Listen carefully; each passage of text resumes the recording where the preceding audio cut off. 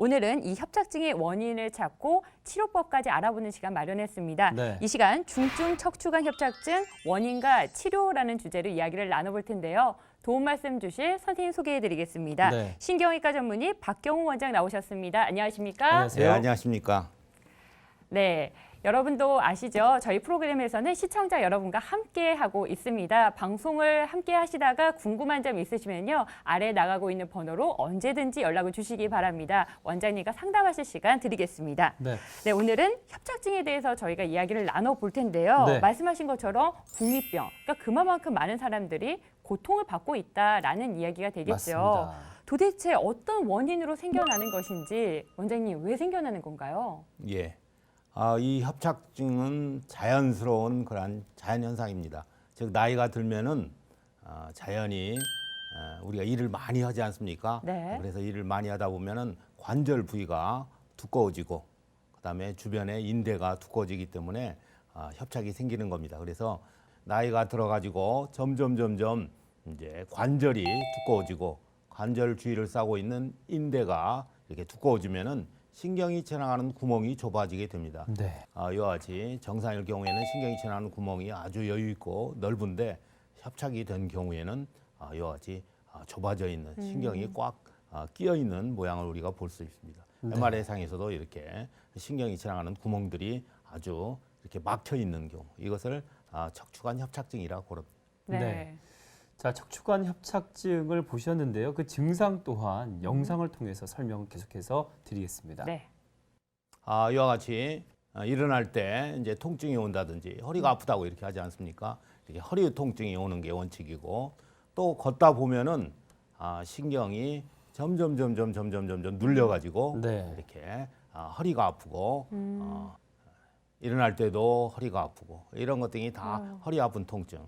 이제 오래 걷다 보면 다리가 저리고 시리고 무거워지고 그래서 잘 걷지 못하고 조금 가다가 쉬고 이런 것이 다 척추관 협착증의 증상들입니다. 네. 사실 뭐 이런 것들이 노화로 인한 자연스러운 현상이라고 이야기하기에는 네. 고통이 너무 심하잖아요. 맞습니다. 한 번 사는 인생 좀 즐겁게 살았으면 네, 좋겠다 네. 이런 얘기도 많이 하시는데요. 이렇게 고생하시는 분들이 내원했을 경우 원장님 어떤 검사가 이루어질까요? 우리가 이제 협착증 환자가 내원하게 됐을 때는 병원에서 흔히 하는 검사 중에 하나가 허리의 근력 검사를 한다든지 네. 골밀도를 가지고 왜냐하면 이게 대부분 노령의 환자이기 때문에 골밀도가 떨어져 있는 그런 골다공증 환자하고 같이 겸해져 있는 경우가 많습니다. 그래서 골밀도를 가지고 측정을 한다든지 그다음에 엑스레이를 찍거나 MRI를 찍어가지고 최종적으로 판단을 합니다. 그 외에 기능을 알아보기 위해서 적외선 전신 체열 촬영을 할 경우에는 다리에 감각이 이상하거나 시리거나 저린 증상을 가지고 있을 경우에는 적외선 전신 촬영에서 온도가 낮은 것으로 나오는 이러한 적외선 전신 촬영을 하게 됩니다. 네.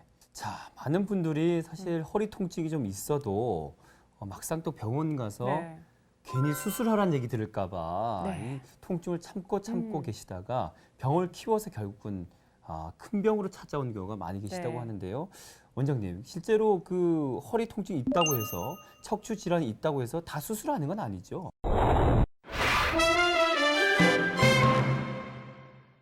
예, 물론 그렇습니다. 그래서 우리가 척추관 협착증이 자연스럽게 진행되는 과정이기 때문에 얼마나 통증이 심하고 그 다음에 MRI상이라든지 객관적인 자료에서 협착의 정도가 얼마나 심해에 따라서 치료 방법이 다양합니다. 그래서 네. 처음에 물론 처음부터 수술을 하자고 해가지고 수술을 하는 사람은 거의 없습니다. 네. 그래서 처음에는 비수술적인 치료부터 단계적으로 치료를 하고 치료하고 난 다음에 조기에 빨리 통증을 완화시켜가지고 본인이 일을 할 수 있게 아니면 운동을 할 수 있게 그래가지고 척추 건강을 회복시켜가지고 일을 하는 것이 중요합니다. 네, 그럼 지금부터 본격적으로 척추 질환의 이 치료법에 대해서 이야기를 나눠보겠습니다. 네. 말씀하신 것처럼 95% 이상이 비수술적인 치료로 가능하다라고 말씀해 주셨는데요. 원장님, 이 초창기에 협착증 질환이 발병했을 때 주로 어떠한 비수술적인 치료 방법을 권해주시나요? 초기에 협착증이 심하지 않은 경우에는 신경 성형술이라든지 꼬리뼈 내시경, 네. 그다음에 풍선 확장술 같은 그런 치료 방법이 현재 유행되고 있습니다. 네. 그래서 초기에는 이런 치료로서 충분히 통증을 치료할 수 있습니다. 그런데 사실은 많은 분들이 저희가 평소에 이제 상담 전화를 네. 받아보면 조금 심하신 분들이 아무래도 저희 프로그램 집중해서 보시고 네.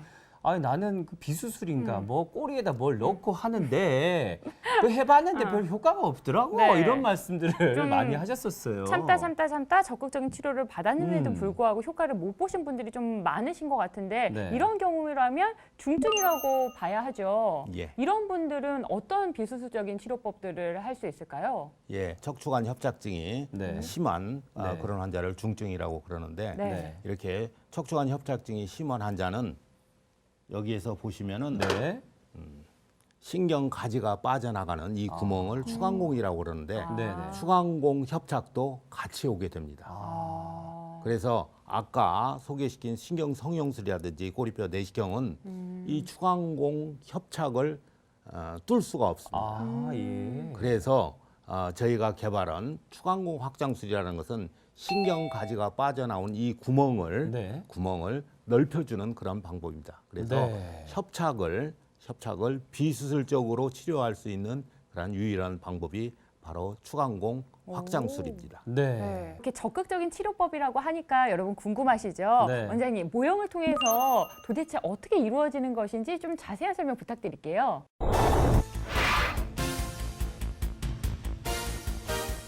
예, 추간공 확장술이라는 것은 신경 가지가 빠져나오는 구멍이 추간공이라고 그럽니다. 네. 네.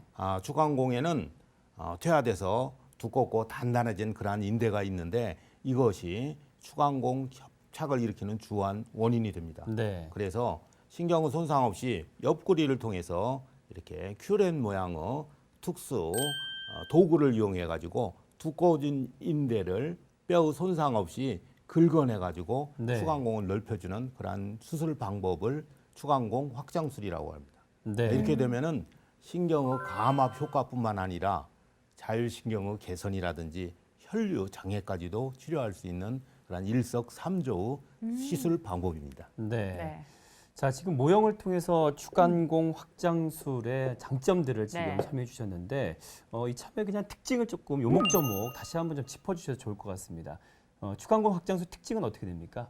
추간공 확장술의 특징은 아까도 이야기했지만은 시술 성공률이 굉장히 높습니다. 네. 한 70 내지 80% 정도가 되는데 이것은 비수술 치료 방법으로서는 가장 높은 그러한 수술 방법입니다. 네. 그다음에 아까도 말씀드렸지만은 수술 시간이 굉장히 짧기 때문에 부분 마취로 가능하고 특별한 조직 손상이라든지 상처 염려 없이 수술 효과를 볼 수 있으며 추간공과 척추관의 신경 유착을 한꺼번에 해결할 수 있습니다. 네. 수술 시간이 짧고 비수술로 치료하다 보니까 고령 환자든지 만성 질환 환자도 수술이 가능하고 네. 입원 없이 단기간의 치료로서 회복이 빨라 다음 날부터 일상생활이 가능합니다. 네. 자, 추간공 확장술의 특징까지 살펴봤습니다. 네. 하지만 좀 더 여러분의 이해를 돕기 위해서 원장님께서 원리 영상과 준비하셨거든요. 네. 함께 보시면서 설명 듣겠습니다.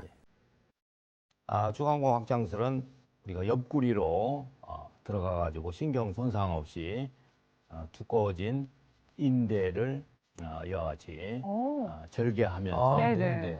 들어갑니다. 이렇게 절개하면은 신경 감압 효과도 얻을 수 있고 네. 그다음에 추간공 주위에 염증 유착 물질을 동시에 제거합니다. 네.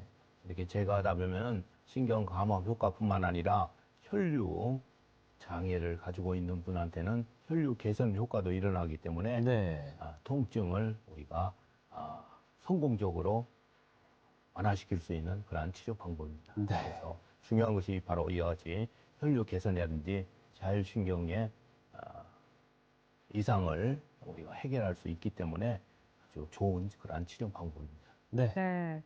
이렇게 영상을 통해서 설명까지 들으니까 이야기가 훨씬 수월한데요. 네. 그렇다면 추간공 확장술 도대체 어떤 분들에게 효과적일지 어떤 분들에게 시술을 받으면 좋을까요?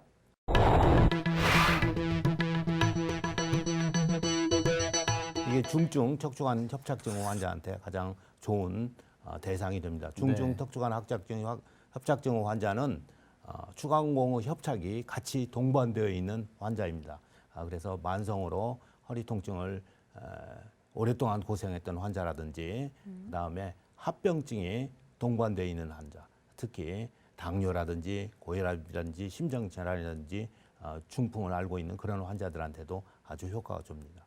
수술을 해서도 치료 효과가 개선되지 않는 그런 재발된 환자한테도 가능하고 네. 수술에 대해서 공포심을 가지고 있는 환자한테도 도움이 됩니다. 네. 네. 자, 그렇다면 축광공 확장술 받으시고 좋아지신 분들 많이 계신 것 같은데요. 그 중에서 몇 분을 좀 소개해 주시면 좋을 것 같습니다. 사례 소개해 주십시오.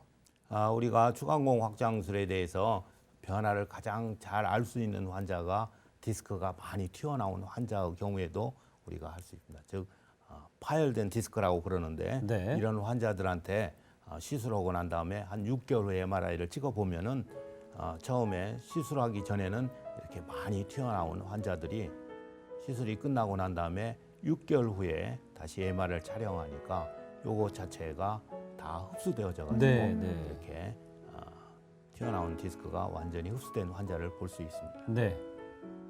여기와 같이 디스크가 굉장히 많이 튀어나와가지고 그러네요. 네. 신경을 완전히 차단하고 있습니다.